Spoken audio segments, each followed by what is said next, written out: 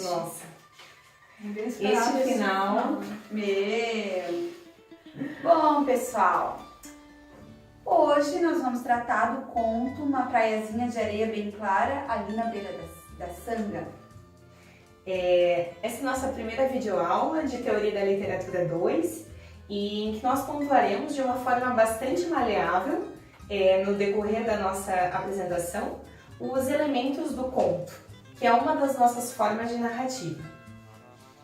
Então, pessoal, o conto Uma Praiazinha de Areia Bem Clara, ali na beira da Sanga, ele foi escrito no ano de 1984 pelo autor gaúcho Caio Fernando Abreu e compõe o livro intitulado Os Dragões Não Conhecem o Paraíso, publicado no ano de 1988. Então, agora eu vou falar um pouquinho, uma mini biografia, né, do Caio Fernando de Abreu. Ele nasceu aos 12 de setembro de 1948.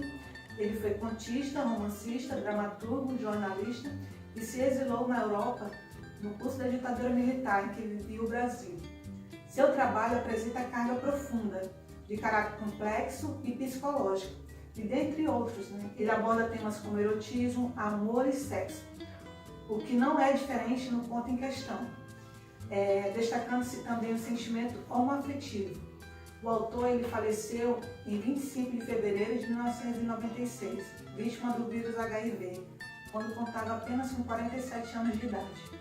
O conto, ora apresentado, ele inicia com uma carta escrita pelo personagem principal, não nominado, que é o narrador, e é dirigida ao seu amigo de infância e juventude, Dudu, que também morava na fictícia cidade de Passo de Guanchuma, de aspecto interiorano, conservador e que também aparece em outros contos do autor. O narrador protagonista, de 33 anos, e que escreve em primeira pessoa, desde o princípio indica que há 7 anos teve de deixar a cidade interiorana e mudar-se para uma pensão cercada de prédios, na metrópole de São Paulo, de onde vê apenas um pedacinho do céu e que dali escreve. Bom, o narrador ele relata uma vida vazia de sentimentos, de afeto. E é praticamente dentro da cabeça do narrador que tudo acontece, o que caracteriza então como uma narrativa psicológica. A narrativa está constituída de 3 partes. A primeira inicia como uma carta e escrita em letra itálica, então dá para entender realmente que se trata de uma carta.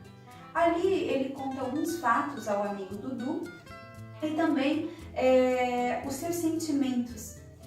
E numa segunda parte ele interrompe, a letra muda de formato e ele ali explica um pouco sobre as suas características físicas, psicológicas, o que ele sente. Por exemplo, ele fala bastante da sua necessidade de higiene, da sua limpeza, da cor do seu cabelo castanho, pelos escuros, pele branca hoje, mas no passado uma pele bronzeada, a tonificação dos seus músculos. Então ali ele retrata um pouco dessas características e de como é a sua vida ali. E aí retoma a terceira parte, uma continuação daquela carta que inicialmente ele estava escrevendo.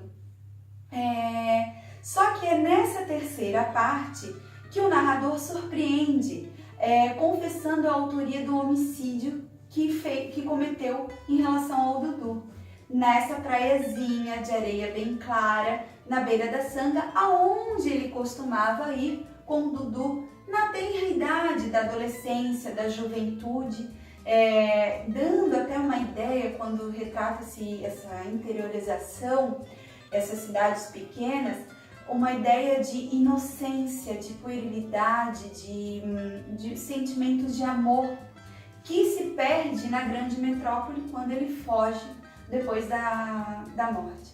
E ali também, nessa terceira parte, que nós temos o clímax da história. Na terceira parte que nós temos o clímax da história, porque é quando ele defere a pedrada sobre o amigo, ao perceber um olhar e uns gestos do amigo sobre ele. E também, depois do clímax, vem o desfecho.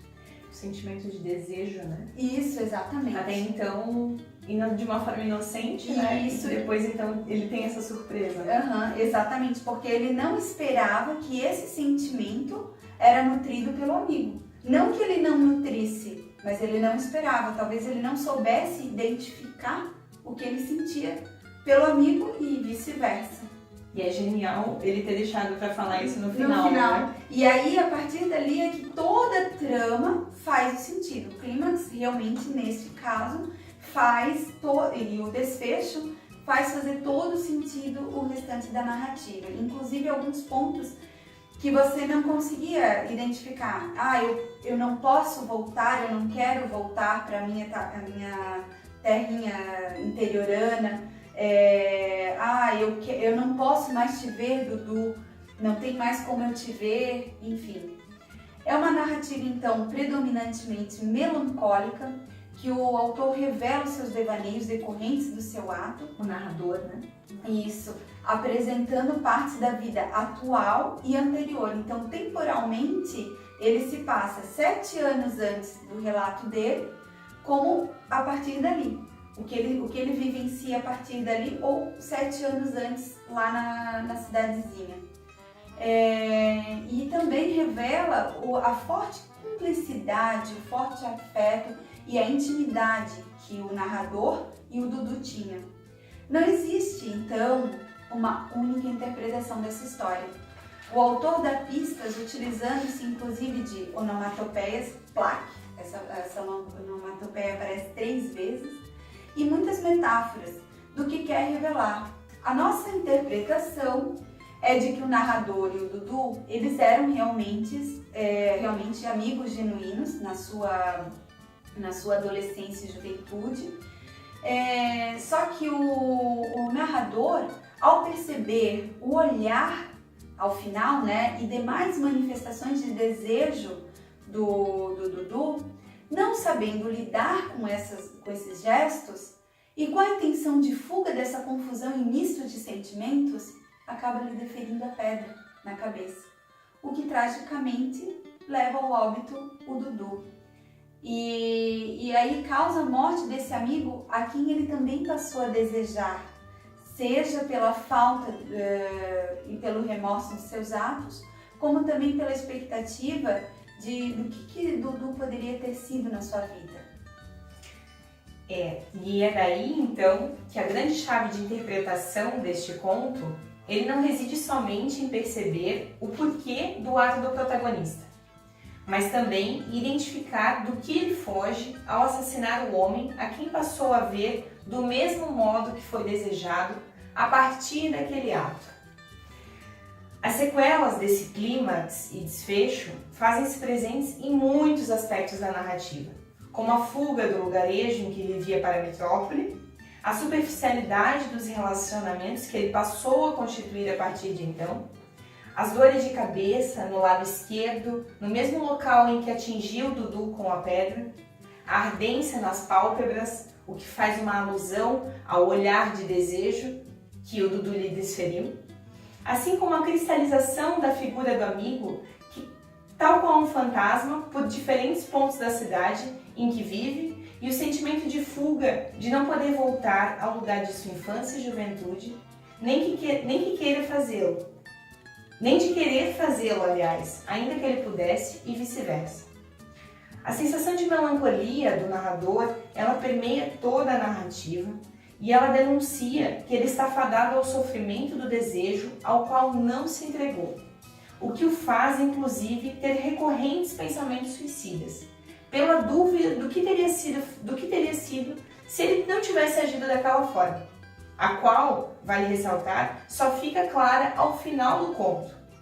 Então esta é uma das visões que essa profunda e complexa narrativa de Caio Fernando Abreu nos oferece, dentre tantas outras possíveis interpretações. E olha que nós demoramos a chegar a uma interpretação, porque num primeiro momento uma chegou com uma conclusão, a outra com outra e a outra com outra, até que juntas construímos a nossa interpretação.